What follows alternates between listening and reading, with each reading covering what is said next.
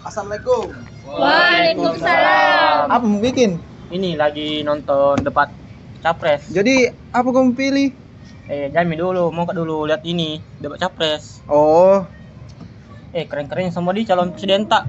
Tinggi-tinggi argumennya bagus anunya, kosakatanya. iya Begitu di. memang kah dulu bahasa Indonesia? Enggak lah. Bahasa Indonesia itu punya sejarah perkembangannya sendiri. Nah, sejarah perkembangannya itu ada 3. Yang pertama itu prakolonial, kolonial, dan kemerdekaan sekarang. Prakolonial itu pada zaman ini bahasa Melayu sudah digunakan sebagai bahasa perhubungan, perdagangan, diplomasi dan lainnya di Kepulauan Nusantara. Terus Nah, seiring yang berkembang zaman itu bahasa Belanda menjadi bahasa resmi, tetapi bahasa Melayu tetap dipakai di bahasa pergaulan dan pengantar-pengantar sekolah.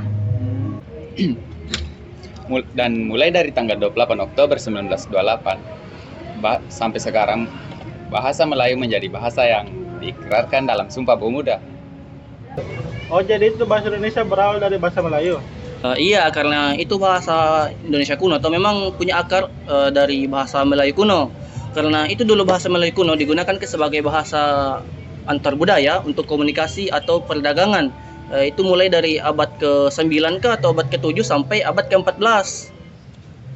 Jadi begini, itu bahasa Indonesia sudah diakui sebagai bahasa nasional setelah kemerdekaan Indonesia lewat keputusan PPKI pada tanggal 1945 dan diresmikan Ki juga sebagai bahasa resmi dalam Undang-Undang Dasar 1945. Begitu kan dah? Oh, begitu. Oh, berarti kalau menggunakan Ki bahasa Indonesia berarti menunjukkan makin identitas kita sebagai bangsa Indonesia. Iya, begitu. Oh alah, jadi itu bahasa batunya Indonesia kapan bisa digunakan? Karena tuh sekarang kalau ngumpul kayak sekarang contohnya itu nggak pakai bahasa Indonesia yang baku. Itu bahasa Indonesia yang baku, digunakan secara resmi di berbagai aspek kehidupan. Contohnya itu kalau di bidang administrasi, pemerintahan, pendidikan, dan media massa. Siap. Oh, oke.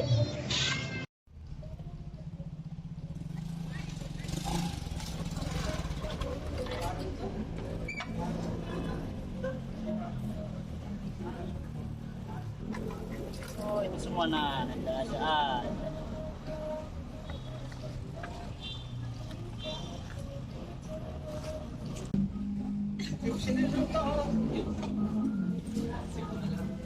Woi, apa semua lu bikin?